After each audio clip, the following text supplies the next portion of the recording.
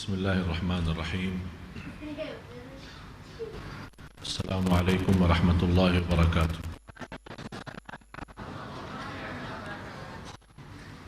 Alhamdulillahi rabbil alamin wa asyhadu an la ilaha illallah wahdahu la syarika lahu waliyus salihin wa asyhadu anna sayyidina Abdullah wa rasuluhu shadiqul amin. Allahumma salli wa sallim wa barik ala sayyidina Muhammad wa ala alihi wa sahbihi wa man tabi'ahum bi ihsanin ila yaumiddin. Subhanaka la ilma lana illa ma 'allamtana innaka antal alimul hakim.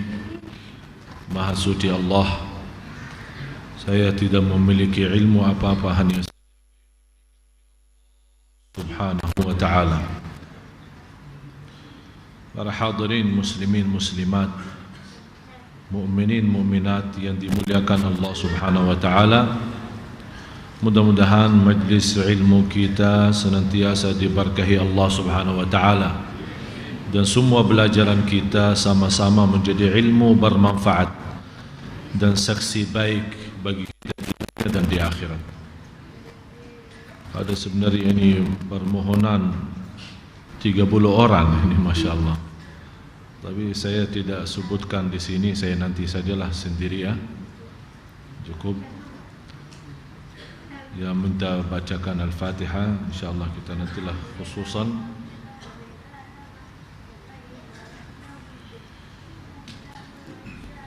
Baru saja dari Malaysia. Alhamdulillah.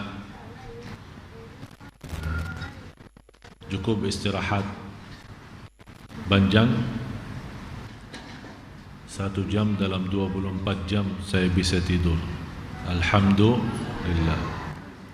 Ya, dapat 1 jam 24 jam bisa 1 jam tidur, alhamdulillah, syukur. Karena saya tahu dan yakin jamaah menunggu, jadi saya langsung datang kemari. Apalagi kesempatan saat turunnya hujan ini yang Masya Allah berkah. Sekarang Indonesia lagi musim hujan. Ini kesempatan bagi kita semua berbanyak doa, karena salah satu waktu terkabul doa kita saat turunnya hujan. Jadi Bapak Ibu lagi naik kereta, naik kendaraan kita, mobil kita, kemana saja, selalu berdoa. Dan kalau mau berdoa tidak wajib wudu. Kalau mau berdoa tidak harus menghadapi kiblah. Kalau mau berdoa tidak harus mengangkat tangan. Jadi tanpa mengangkat tangan boleh berdoa. Ya, ada mungkin kalau lagi setir mobil kita mau angkat tangan, ya nabrak orang. Jadi cukup kita megang tetap setir mobil kita, terus kita berdoa. Maksud saya jamaah sekalian, kita orang mukmin Allah berikan kelebihan, banyak nikmat. Oleh karena itu orang mukmin yang cerdas, yang selalu menggunakan kesempatan seperti ini, jangan jadi sia-sia. Orang salih dalam sejarah, kalau ada kesempatan terkabul doa antara azan dan iqamah, dia tidak mau habiskan waktu berbicara sama siapa-siapa, karena dia tahu antara azan dan iqamah tempatnya terkabul doa. Saat turunnya hujan, waktunya terkabul doa. Waktu kita berjalanan jauh musafir, saatnya terkabul doa. Jadi saya mohon kesempatan yang seperti ini, banyak manusia yang lalai. Oleh karena itu jangan kita menjadi orang manusia yang lalai di saat terkabul doa kita. Apalagi pas turunnya hujan, kita tidak tahu kapan Allah terima doa kita, kapan Allah kabulkan hajat kita. Dan saya yakin semua punya masalah. Semua punya masalah. Kalau saya minta yang tidak punya masalah angkat tangan, tidak ada yang mau angkat tangan. Semua punya masalah. Masalah lahir, masalah batin, masalah dunia, masalah akhirat. Kalau bukan masalah diri sendiri, ya masalah anak, masalah cucu, masalah keluarga, masalah umat. Apalagi saudara kita di Palestina. Ini membuat kita juga punya masalah. Biarpun kita punya kehidupan yang istimewa, semuanya lancar, tidak punya masalah dalam kehidupan pribadi, rumah tangga Masya Allah mulia, anak salih salihah, cucu salih salihah. Saudara kita di Palestina punya masalah, kita sebagai orang Muslim mesti punya masalah. Itu ada rasa berduli. Rasulullah SAW bersabda, al-mu'minuna kal-bunyan. Orang mukmin bersama mukmin yang lain seperti bangunan. Jadi kalau di mana orang sakit, ya kita semua sebagai orang mukmin tunjukkan rasa berduli, walaupun tidak bisa berbuat apa-apa. Ya kita bukan orang yang pemimpin yang memiliki keputusan, kita bukan orang yang mampu mau bergerak jihad fisabilillah pergi ke sana. Banyak halangan yang buat kita beribadi, tapi tidak ada yang mampu menghalangi kita soal doa. Tidak ada yang mampu menghalangi kita soal rasa. Kita ada rasa sedih, ada rasa sakit. Dan ada yang boleh menekan kita, tidak boleh rasa sakit, tidak boleh peduli. Ya kita sebagai orang mukmin mesti peduli terhadap saudara kita. Dan jamaah sekalian, harus kita fahami kondisi keadaan yang terjadi di negara Palestina tidak akan berubah selama umat Islam belum berubah. Jangan harap, biarkan jutaan umat, bukan hanya jutaan, miliaran umat semua berdoa kepada Allah, tidak akan berubah. Karena biarkan kita setiap berceramah, setiap majlis ta'lim, kita membacakan Al-Fatihah untuk saudara kita di Gaza dan di Palestina, jangan harap berubah. Biar ini usaha kita tetap mendoakan, tapi tidak akan berubah. Kenapa? Karena belum ada perubahan kondisi umat Islam semua.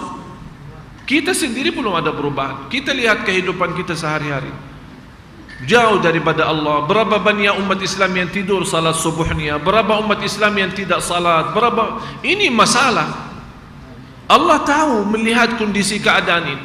Sepanjang sejarah saya mendapatkan pelajaran kapan Palestina kuat dan saudara Palestina tidak berani diserangi oleh Yahudi. Sepanjang sejarah saat umat Islam kuat, orang Yahudi tidak berani masuk di sana.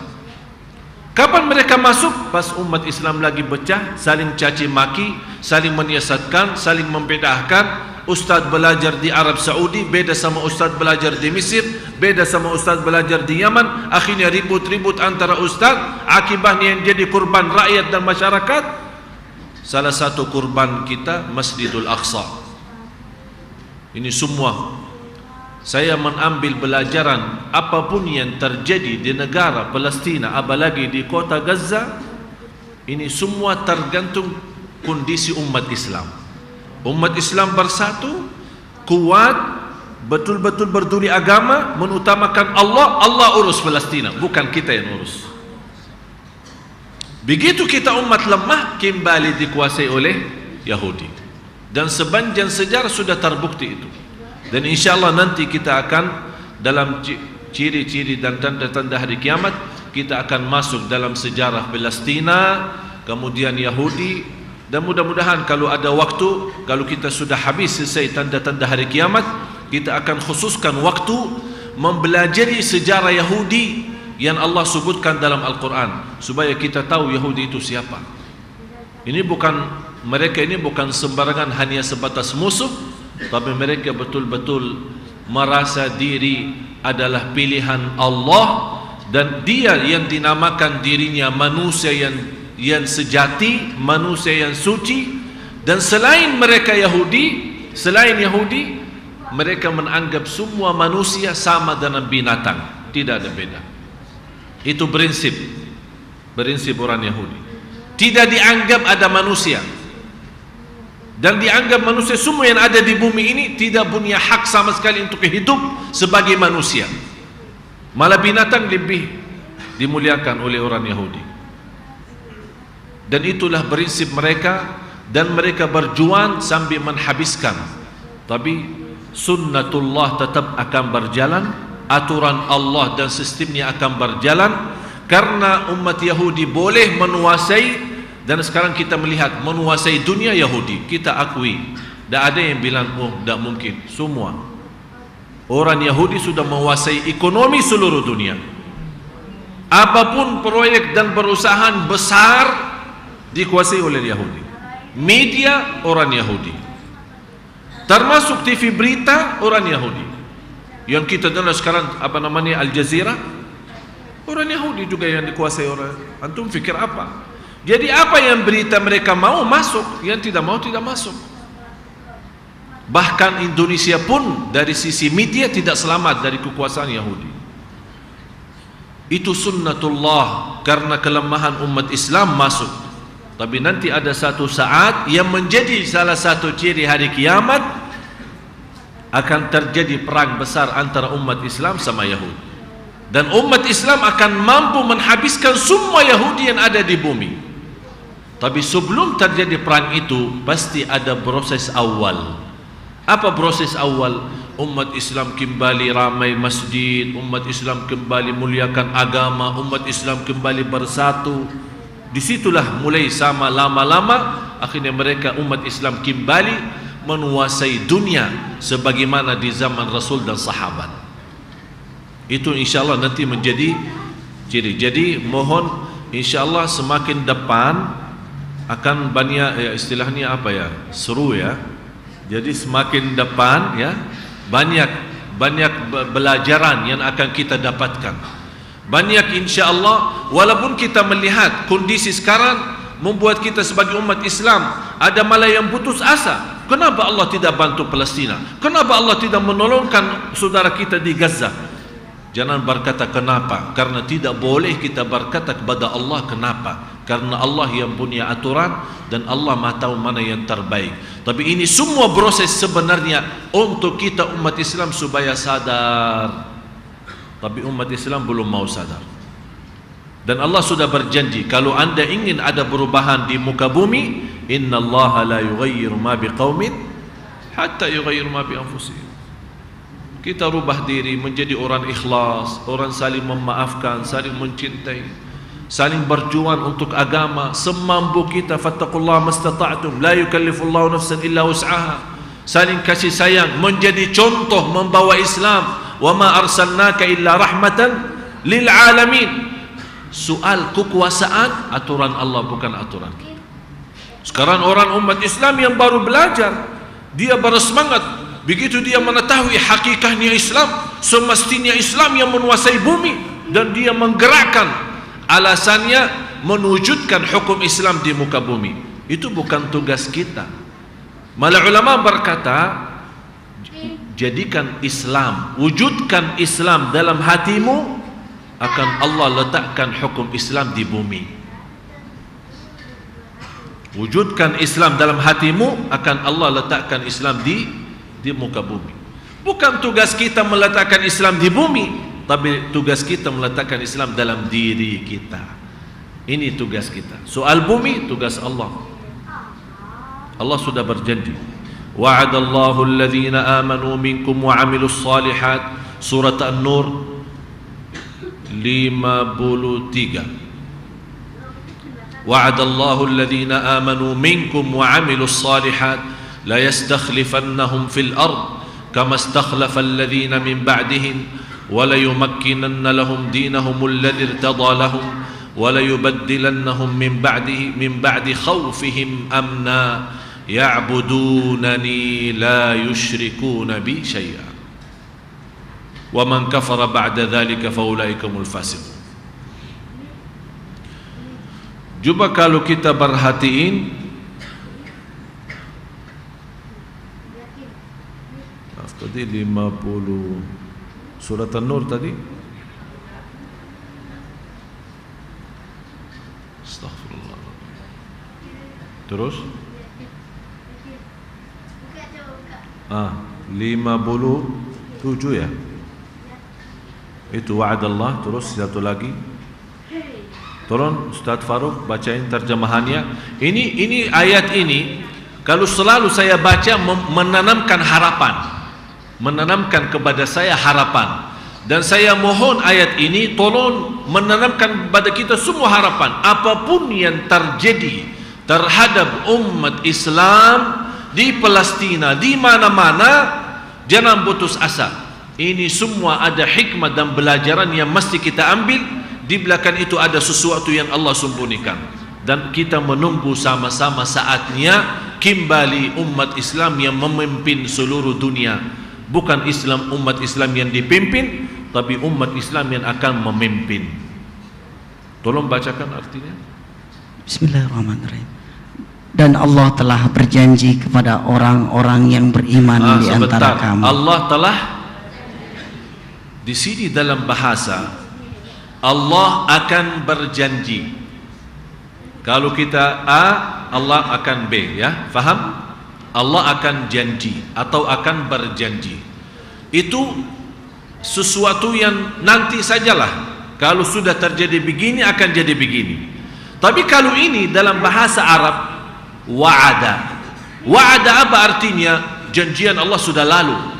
Allah telah berjanji, dan kita sama-sama karena iman kepada Allah dan percaya innallaha la yukhliful, Allah tidak mungkin mengingkari janji.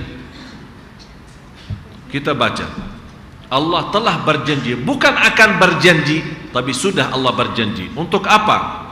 Terus, dan Allah telah berjanji kepada orang-orang yang beriman di antara kamu dan mengerjakan amal-amal orang beriman yang di saleh. antara, berarti mohon maaf, bukan semua orang Islam.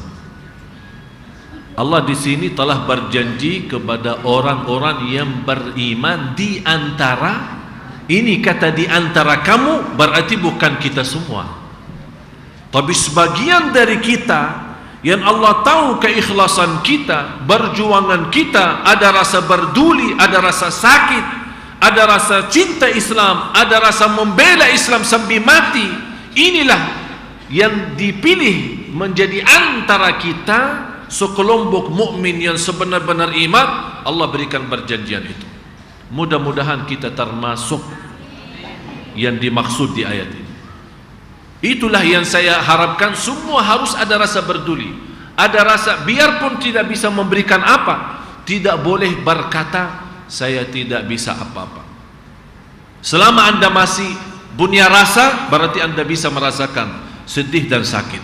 Selama Anda masih bisa angkat tangan malam hari mendoakan umat Islam, berarti Anda harus berduli dan mengikuti berjuang walaupun sebatas doa. Terus, dan yang mengerjakan amal-amal yang soleh, bahwa Dia sungguh-sungguh akan menjadikan mereka berkuasa di bumi. Siapa mereka yang akan berkuasa di bumi? Allah janji. Itulah karena di sini Allah yang berfirman, Allah yang di sini yang menyebutkan ayat ini. Jadi saya sangat tenang, apapun yang terjadi di negeri Palestina bukan membuat saya sedih, malah justru membuat saya sangat punya harapan tinggi, karena semakin susah saudara kita, semakin bertolongan Allah dekat. Tidak mungkin kezaliman menjadi banjan, menjadi malam terus. Pasti ada satu saat terbit matahari adil, terbit matahari kekuasaan umat Islam kembali ke bumi. Dan itu sunnatullah. Mulai dunia zaman Rasul menguasai dunia umat Islam, karena kelemahan umat Islam diambil oleh musuh Islam. Kembali lagi sebentar waktu Salahuddin Al-Ayyubi menguasai lagi, kembalikan Masjidul Aqsa dan Palestina. Kemudian kembali umat Islam menjauh dari Islam, diambil lagi. Dan insyaAllah nanti ada satu masa, ada satu saat umat Islam akan kembali sadar dan bersatu lagi. Allah berikan kekuasaan sebagaimana telah diberikan kekuasaan kepada Rasul dan sahabat. Terus, sebagaimana Dia telah menjadikan orang-orang yang sebelum mereka berkuasa. Sebelum mereka, maksudnya sebelum orang beriman. Siapa mereka maksud? Ya Rasul, sahabat kan sudah berkuasa kan? Apalagi zaman Umar bin Khattab, Islam tersebar sampai ke ujung Cina, sampai Islam. Padahal di sana waktu itu belum ada menguasai bahasa seluruh dunia, belum ada teknologi yang kita miliki sekarang. Yang semestinya umat Islam yang segitu sekarang punya segala kemampuan, lebih punya kuasa daripada zaman Umar bin Khattab radhiyallahu anhu. Tapi karena kelemahan kita, kebodohan kita, dan kita selalu menyuruh orang-orang lain saja yang maju. Saya tidak ada urusan, yang penting diri saya selamat, saya tidak mau tahu dan saya tidak mau urus. Inilah akibatnya kita menjadi lemah kembali. Biasa dihina umat Islam, biasa saja. Dijelekkan umat Islam, kita tidak bisa bela diri. Sekarang coba lihat di mana-mana di negara, kalau dimusuhi umat Islam, dibunuh umat Islam, apa yang terjadi? Paling protes negara Islam, jangan begitu dong. Udah selesai. Meeting, rapat, sambil menunggu meeting yang akan datang mengambil keputusan terhadap saudara kita untuk memberikan pertolongannya, habis separuh mereka, meninggal jutaan umat. Betul enggak? Udah, itu yang terjadi. Kita pintar ngomong saja, meeting saja, dan kita dari meeting sampai meeting yang akan datang bisa sekian lama bulan. Akibatnya berapa korban menunggu keputusan umat Islam saja. Beda sama zaman dulu. Seorang wanita pernah digoda sama orang Yahudi di pasar. Di pasar dia lagi belanja. Karena dia cantik, digoda sama orang Yahudi. Langsung menarik bajunya. Dia berteriak, "Wa Mu'tasimah!" Waktu itu Khalifah Mu'tasim billah. "Wa Mu'tasimah!" Dia berteriak dalam teriakan yang suara Mu'tasim billah waktu khalifah jauh daripada dia, tapi subhanallah tunjukkan dia boleh mendengar suara wanita itu minta tolong. Di saat itu dia berkata kepada tentara, jangan sampai terbitnya matahari besok dihabiskan umat Yahudi di sana. Tapi ini semua bukan masalah soal pemimpin kita, atau ini sama-sama semua kita punya kelemahan, termasuk kita sendiri. Terus, dan sungguh dia akan meneguhkan bagi mereka agama yang telah diridhoinya untuk mereka, dan dia benar-benar akan menukar keadaan mereka sesudah mereka berada dalam ketakutan menjadi aman sentosa. Mereka tetap menyembahku dengan syaratnya apa? Allah sudah janji kuasa akan berikan, aman daripada takut Allah akan berikan, dan semua berubah menjadi lebih istimewa, lebih baik, lebih bahagia, lebih selamat. Syaratnya apa? Ada.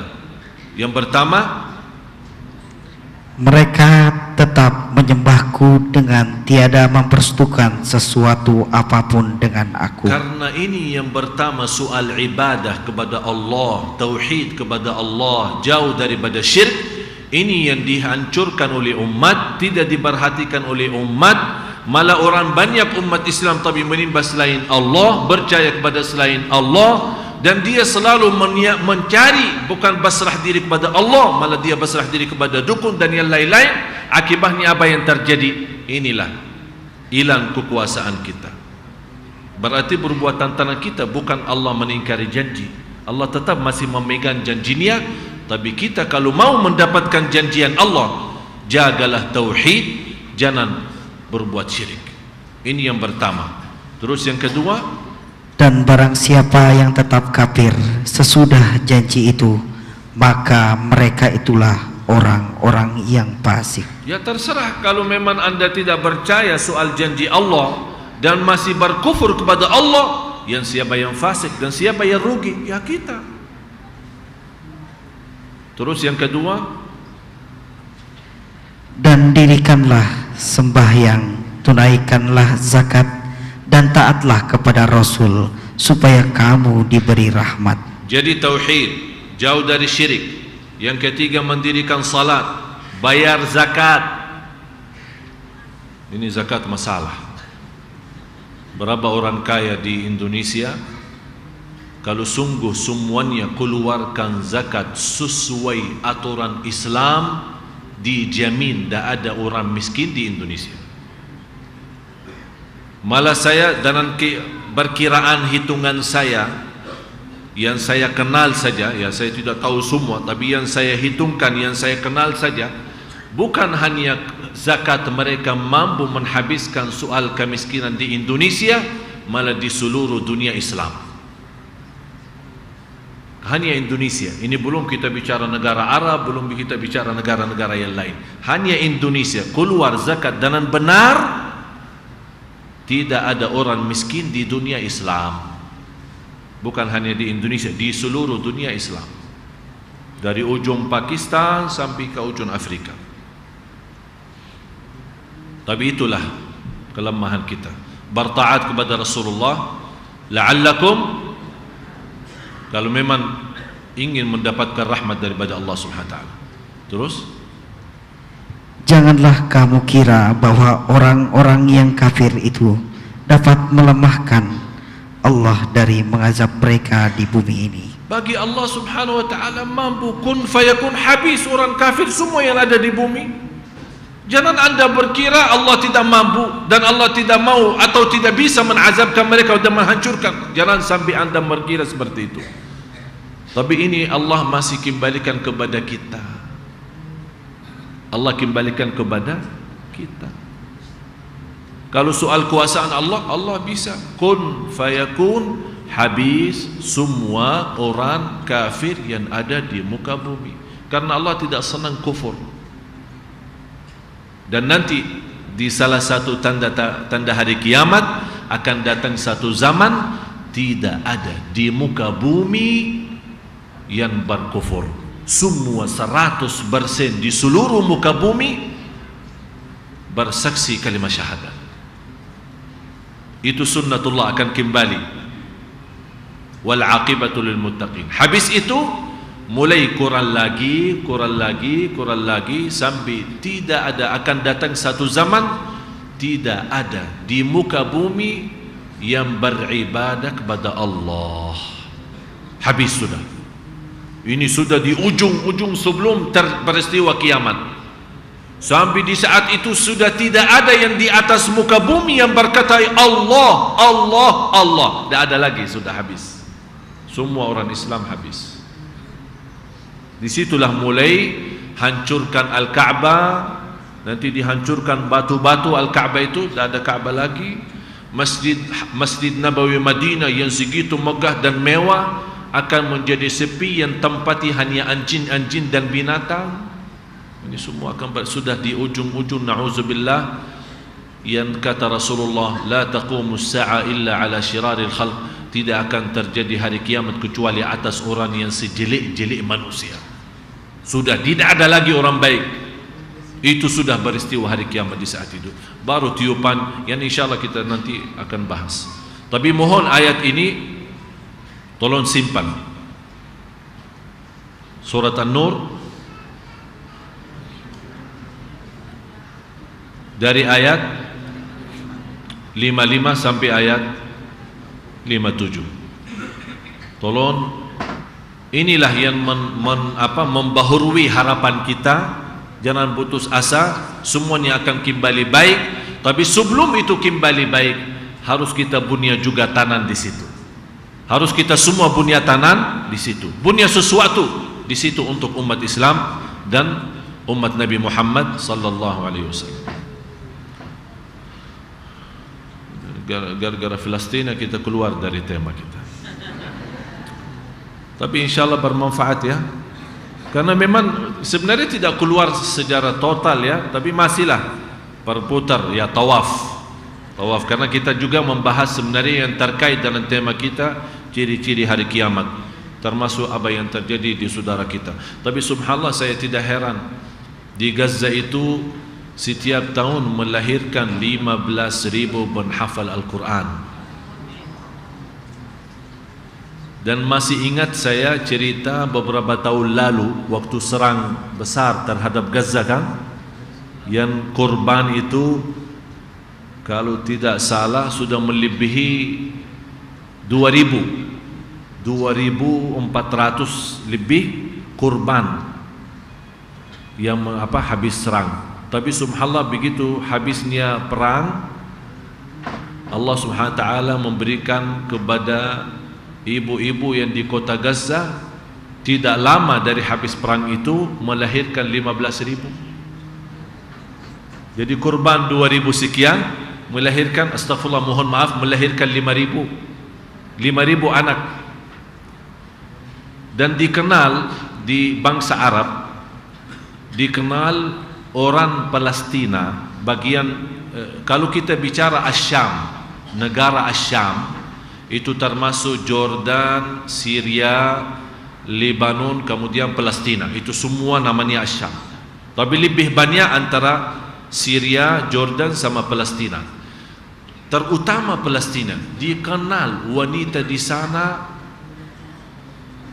kalau melahirkan, Masya Allah.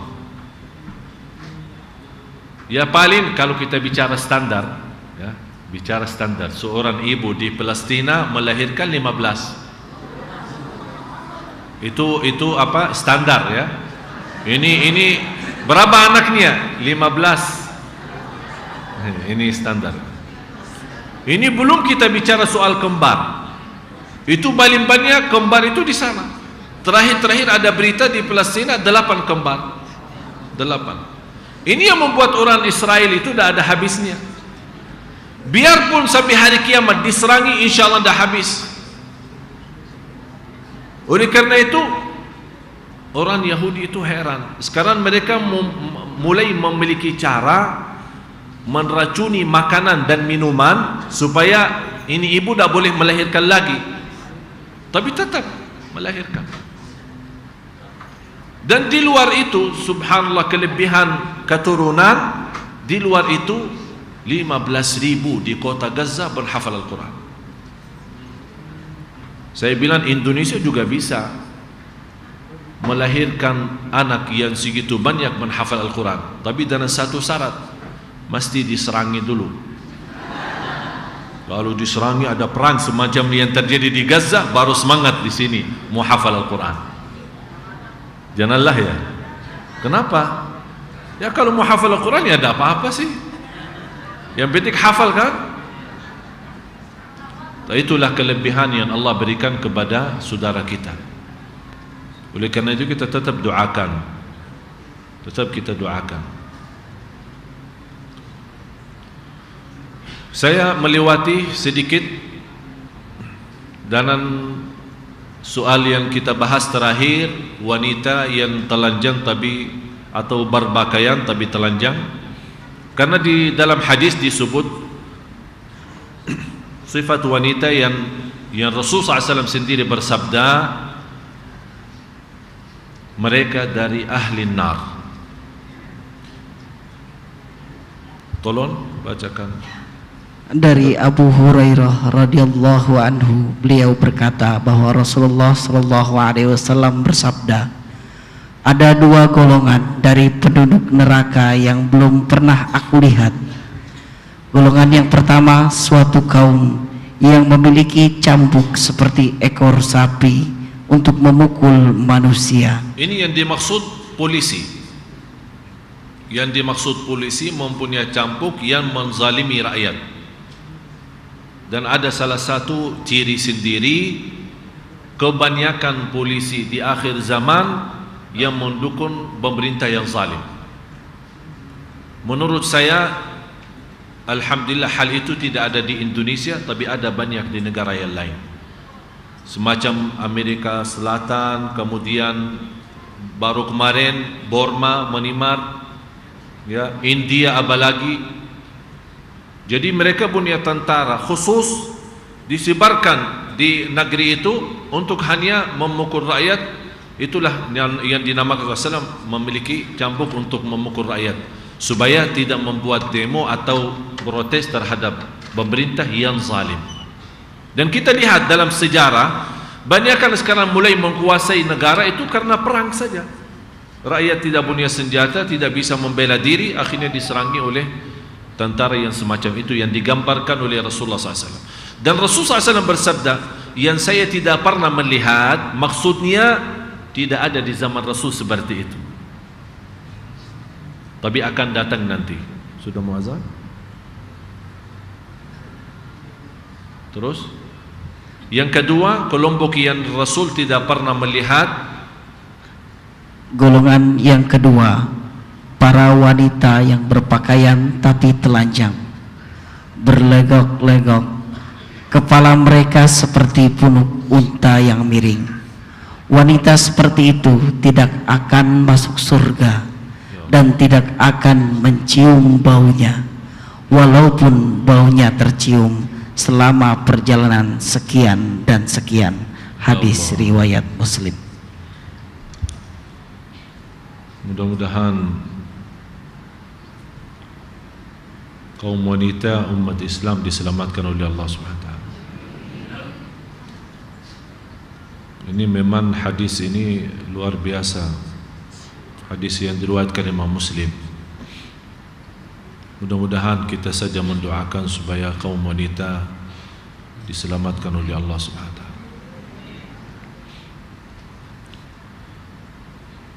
Bertanya bagaimana gambaran pakaian wanita. Kita sudah jelaskan yang dimaksud wanita yang berpakaian tapi telanjang. Yang pertama, iman itu berpakaian tapi tidak ada amal, itu namanya telanjang. Artinya ada iman tapi kosong amal. Sekarang mohon maaf, banyak di lingkungan kaum wanita yang tidak salat. Bukan hanya sebenarnya kaum wanita, kaum laki-laki pun sama. Islam tapi tidak salat. Atau dia punya kebaikan, iman, suka ke masjid tapi caci maki orang, suka gosip orang, suka fitnah orang. Itulah yang namanya punya iman, namanya berpakaian tapi kosong amal, kosong kebaikan. Yang dimaksud juga wanita yang berpakaian tapi telanjang adalah berpakaian tapi untuk pakaiannya itu menggambarkan badannya, ya, tipis atau kelihatan badannya, tidak ketat, termasuk juga berpakaian ketat. Itu termasuk juga dalam ancaman ini. Terus ada gambar yang saya tidak sempat tunjukkan, mungkin habis azan.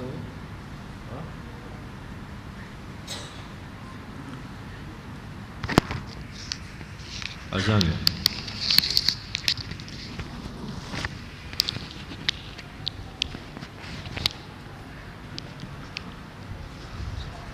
Allahumma shalli ala sayyidina Allahu akbar, Allahu akbar.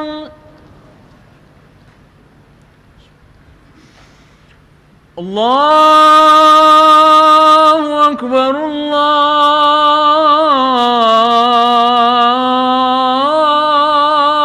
Allahu akbar. Ashhadu an la ilaha illallah.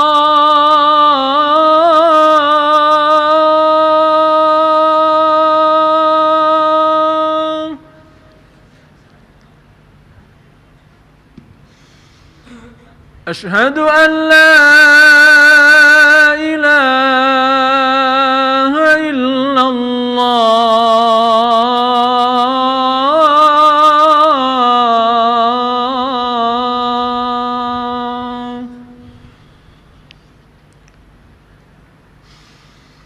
Ashhadu anna Muhammadar Rasulullah.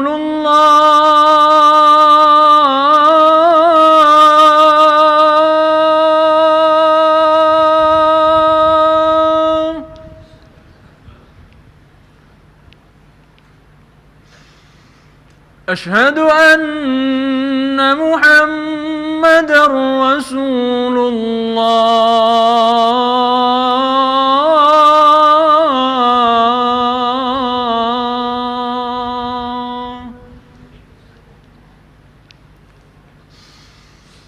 Hayya 'alas salah.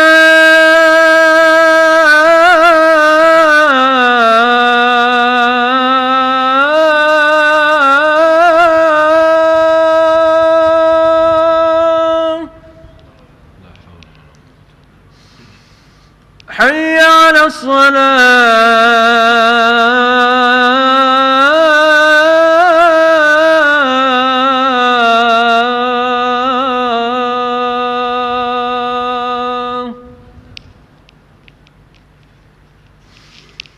Hayya 'alal falah.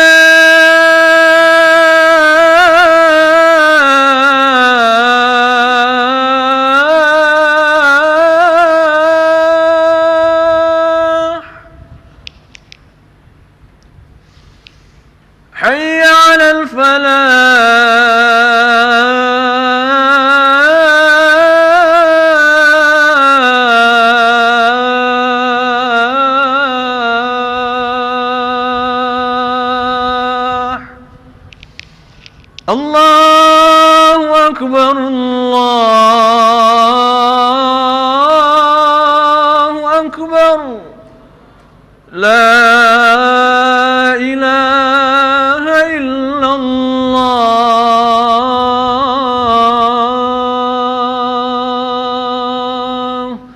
لا إله إلا الله محمد رسول الله صلى الله عليه وسلم اللهم رب هذه الدعوة التامة والصلاة القائمة آت سيدنا محمدا الوسيلة والفضيلة والشرف والدرجة العالية الرفيعة وابعثه المقام محمودا الذي وعدته إنك لا تخلف الميعاد.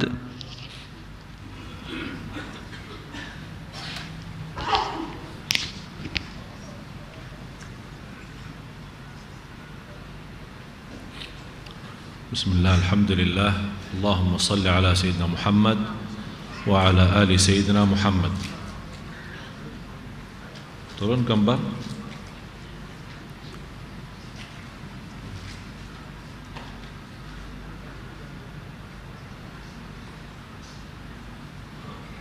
Ini sudah kita tunjukkan. Ini yang dimaksud dalam hadis yang disebut tadi. Tolong bacain.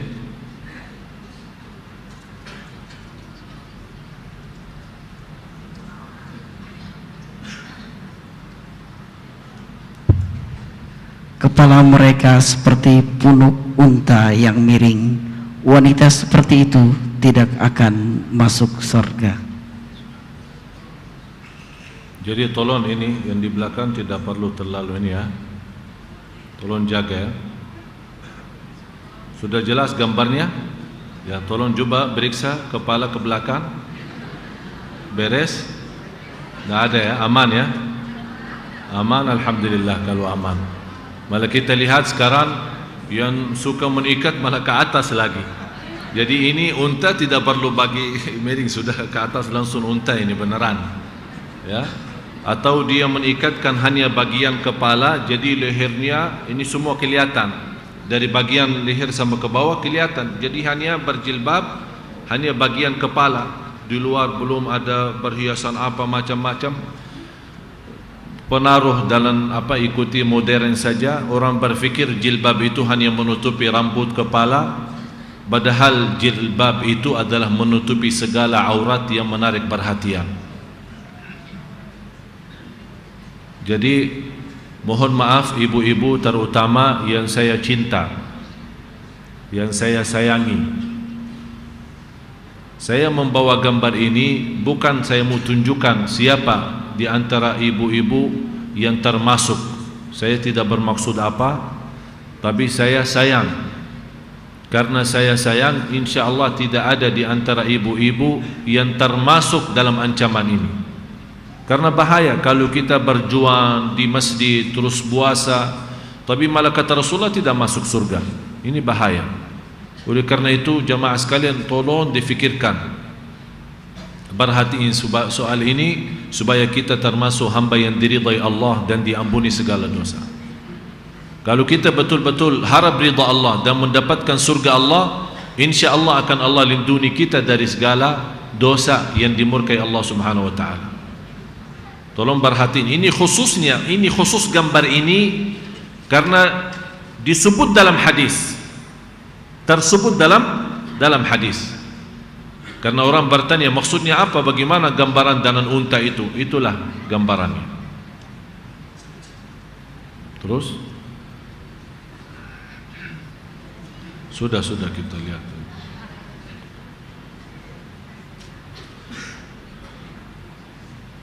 Saya sebenarnya tidak perlu tunjukkan kepada jamaah sekalian pakaian yang terbaik. Saya yakin ibu-ibu tahu dirilah, tahu mana yang terbaik, yang kira-kira meridai Allah Subhanahu wa taala, menjauh dari kemurkaan. Jadi orang pun kalau lihat menghormati sebagai ibu, sebagai kaum wanita, karena Islam juga menanjurkan kita kaum laki-laki membanggakan dan memuliakan kaum wanita. Tapi mohon maaf sebagian, tapi insya Allah bukan sebagian besar, sebagian kecil. Dan saya selalu mendoakan walaupun sebagian kecil belum tahu diri sebagai wanita yang terhormat, Mudah-mudahan kita selalu mendoakan, ya Allah bukakanlah hati wanita yang belum tahu diri. Bukakanlah hati wanita yang belum tahu.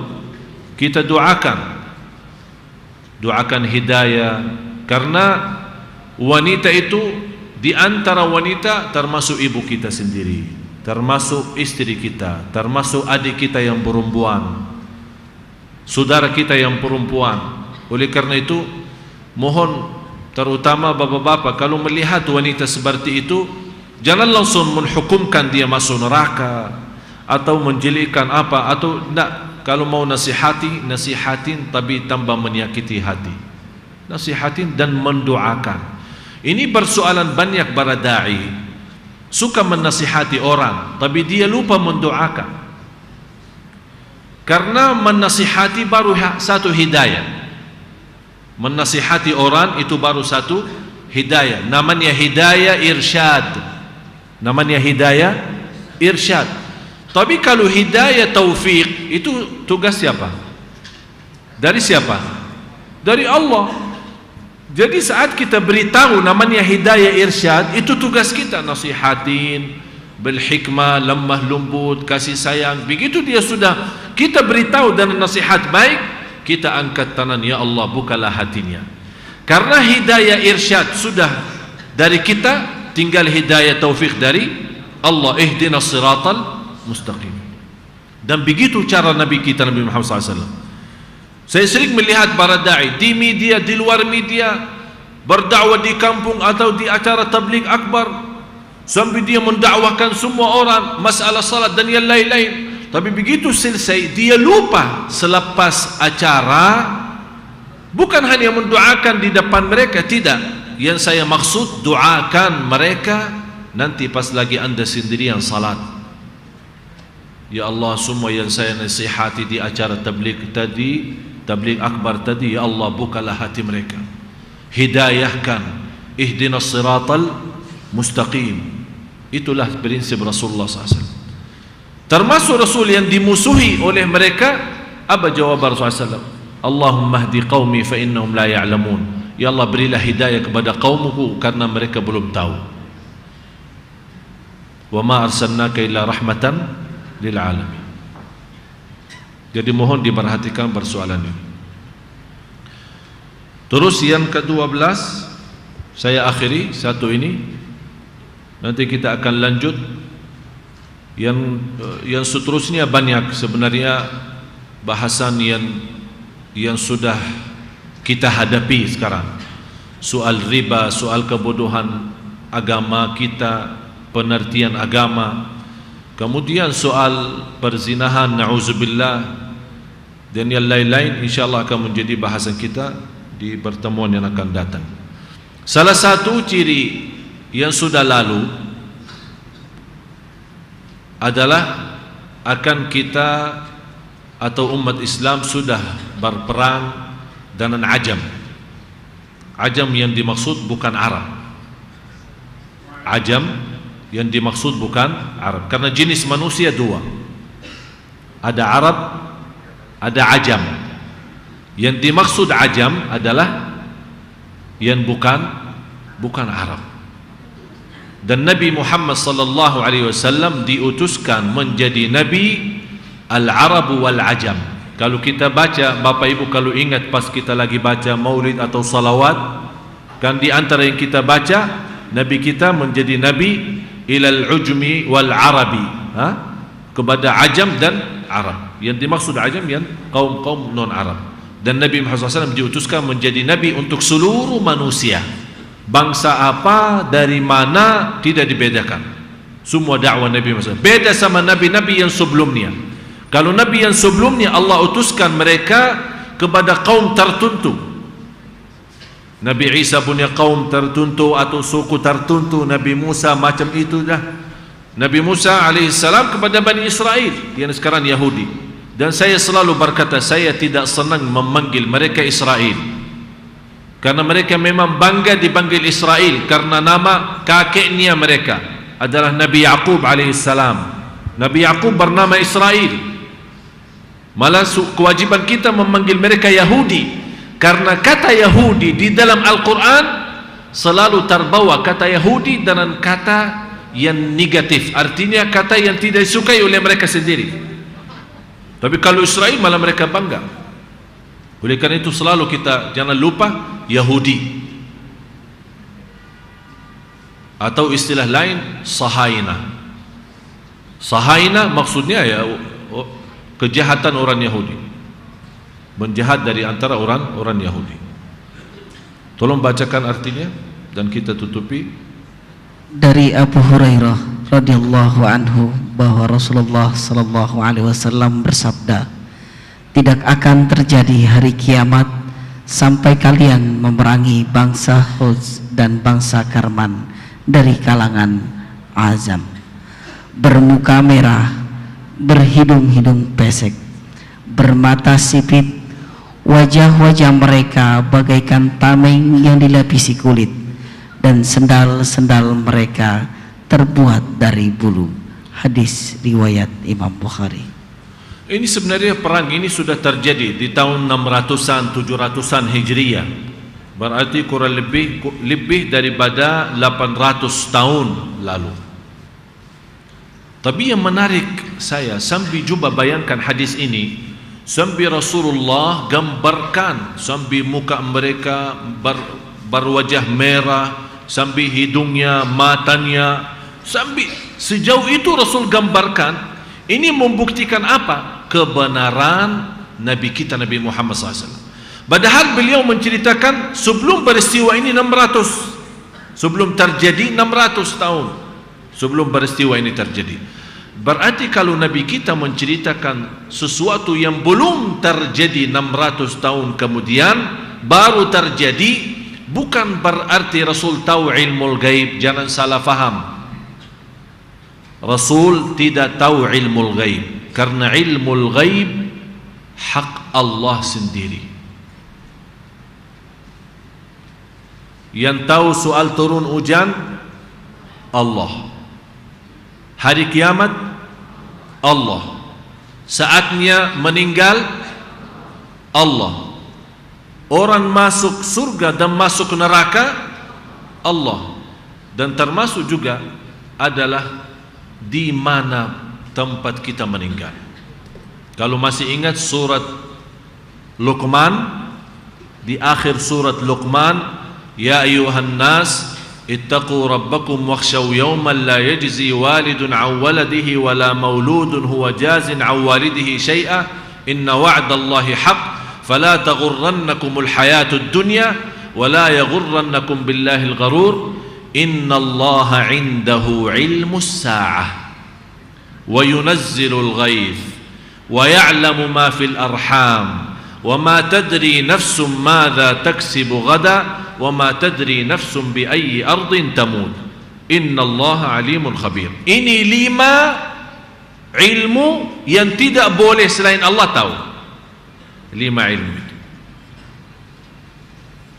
Surah Luqman 31 surah 31. Dah bawa kacamata ya? Surah 31 bukan 33 bos. Ini ayat 33 sampai akhir, atau terakhir aja ambil 34. Tolong simpan ya. Surah Luqman surah 31 ayat 34. Tolong bacain terjemahannya Ustaz Faruq. Innallaha 'indahu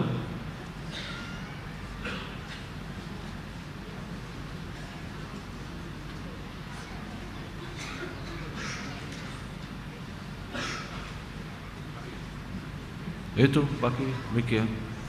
Berdiri sebentar, ini layarnya saya pindahin.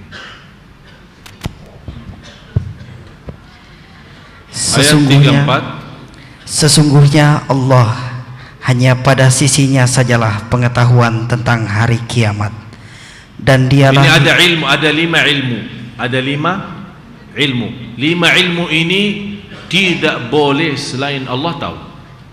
Malaikat, Nabi, Rasul, tidak ada yang tahu, hanya Allah saja.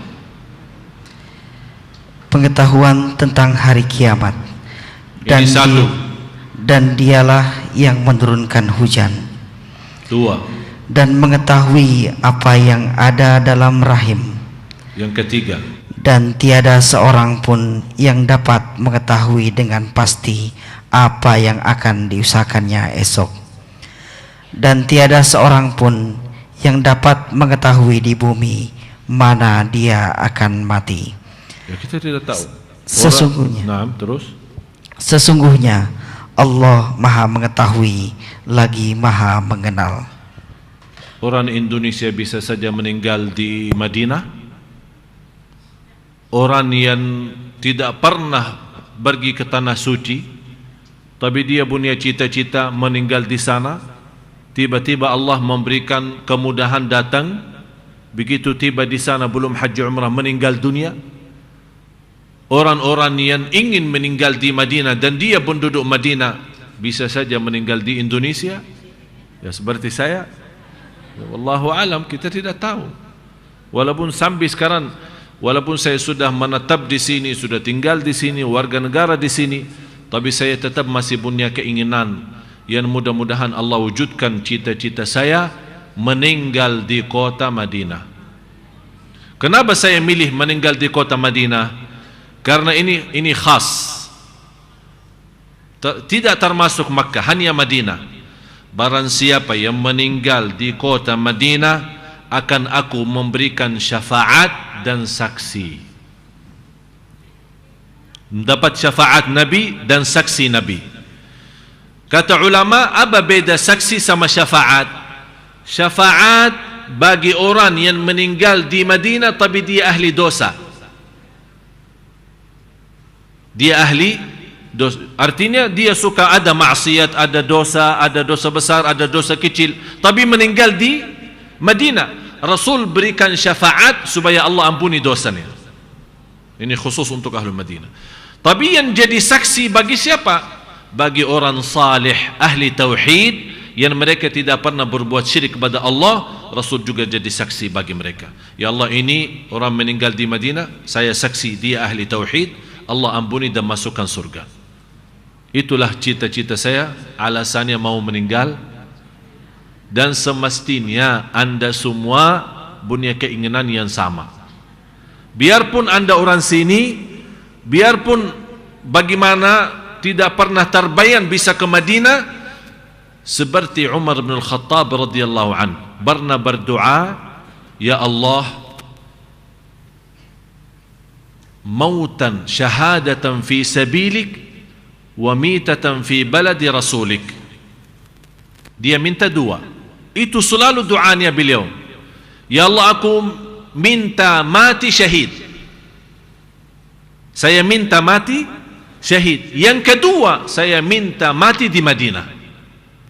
Ada sahabat yang lain, oh enak-enak Umar bin Khattab kok mau mati syahid dan di Madinah. Padahal perang-perang itu waktu di zaman beliau tidak ada di Madinah. Semuanya jauh-jauh di ujung batasan Cina sama di mana-mana, Farisia, Syria dan di sana terus. Kalau mau mati syahid ya harus ke sana ikut perang. Dia bilang bukan urusan saya, itu doa saya, ya urusan Allah. Bagaimana bisa terwujud mati syahid dan tetap di kota Madinah? Subhanallah, karena dia jujur doanya, ikhlas dalam permohonannya, Allah kabulkan. Memang ternyata mati syahid, padahal bukan perang. Di Madinah kok bisa mati syahid? Ya pas dia lagi salat subuh dibunuh sama Abu Lu'lu' al-Majusi. Itu kan syahid. Dia lagi salat, kemudian dikuburkan di kota Madinah sesuai keinginannya beliau. Oleh karena itu, kalau anda merasa soal mati syahid terlalu jauh, boleh saja cukuplah kita bilang, ya Allah, saya ingin mati di kota Madinah supaya dapat syafaat Nabi Muhammad SAW.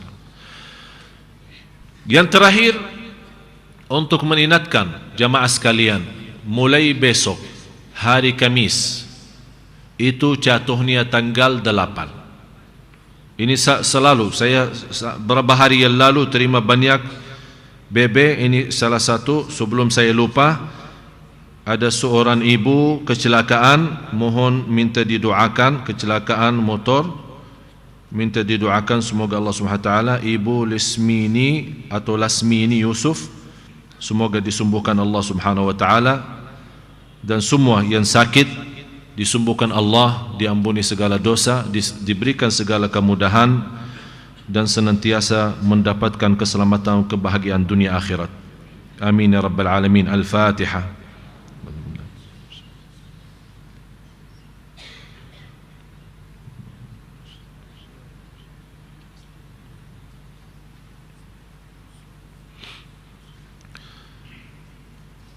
Sebaik-baik puasa sesudah Ramadan, puasa bulan Muharram. Hadis sahih. Sebaik-baik puasa sesudah Ramadan, puasa bulan Muharram. Boleh puasa bulan Muharram sepenuhnya boleh. Malah ada satu riwayat yang paling banyak Rasulullah puasa selain Ramadan, Sya'ban sama Muharram. Tapi kalau anda merasa tidak mampu, paling tidak jagalah Isnin Kamis selama bulan Muharram. Dan begini saja, besok hari Kamis tanggal 8 kita puasa hari Kamis, hari Jumat tanggal 9, berarti hari Jumat tanggal 9 sebelum hari Ashura kan. Sebaik-baik puasa Ashura kita puasa 3 hari, 9, 10, 11. 9, 10 dan 11. Kalau tidak mampu 3 hari, cukup 2 hari, 9 dan 10. Kalau tidak mampu, paling tidak 1 hari adalah hari Ashura sendiri. Walaupun sebagian ulama menganggap puasa hari Ashura sendiri makruh. Kenapa makruh? Karena samakan dengan Yahudi. Karena Yahudi juga puasa hari Ashura itu. Ya. Dan tidak ada bubur Ashura. Puasa Ashura bukan bubur, ada puasa Ashura. Kalau mau bubur nanti buka puasa boleh bubur, terserah. Tapi jangan menghilangkan karena budaya kita bubur Ashura, malah menghilangkan puasa Ashura. Yang pahalanya Allah mengampuni dosa tahun lalu. Jadi hari Kamis, tolong perhatian, hari Kamis tanggal 8 Muharram. Tanggal 8 Muharram. Saya sebut tanggal Hijriyah bukan tanggal Miladiyah. Bulan Muharram, hari Kamis tanggal 8, hari Jumat tanggal 9, hari Sabtu tanggal 10, hari Ahad tanggal 11. Kalau kita bisa 4 hari bagus. Terus hari Senin, puasa Senin kan, sunnah Isnin. Tanggal apa? 12 Muharram. Teruskan lagi 13, 14, 15. Masya Allah. Kalau bapa-bapa, ibu-ibu, tuan-tuan, puan-puan, kalau dapat ini semua luar biasa. Mudah-mudahan mendapatkan pahala sebaik-baik puasa sesudah Ramadan adalah puasa Muharram. Kalau memang kita tidak bisa semuanya. Jadi mulai Kamis, puasa sunnah Kamis. Jumat, Sabtu, Minggu niat untuk Ashura.